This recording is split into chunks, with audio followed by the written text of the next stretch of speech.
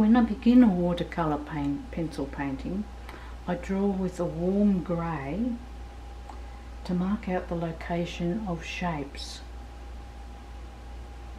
I then use a damp brush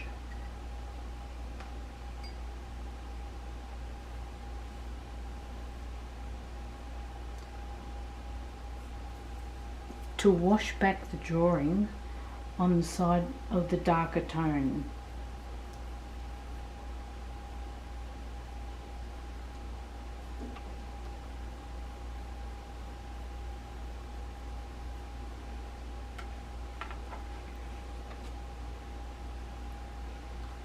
This is in order to remind me of where the contrast lies. Today I'm painting in a dry palette technique.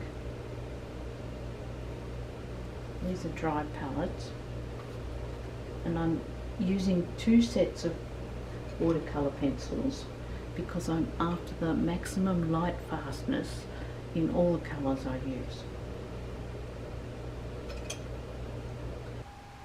Here I have a preliminary study in progress. It's on 98-pound watercolor paper, and when I've finished with it, I can cut it up and make more palettes for the dry palette technique. My finished work will be done on 140-pound watercolor paper. I used the preliminary study to work out what I need to improve to make a better likeness.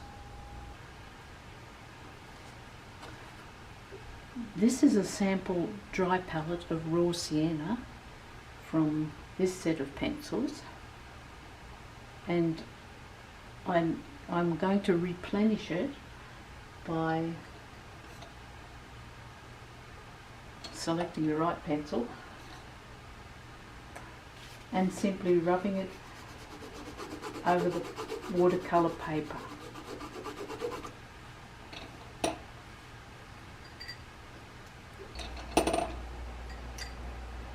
Then, to use the dry palette, I simply dip the brush into the water and wipe it about 3 times on the side of the glass, then on paper towel until it's just damp, and then with a damp brush I can transfer the pigment onto the painting.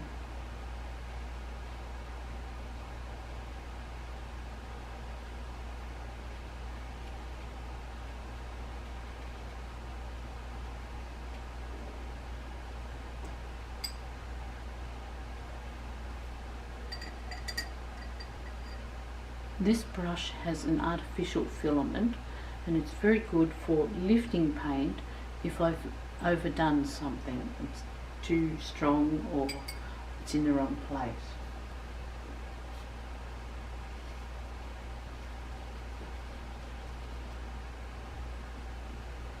I use a tissue to mop up the excess water.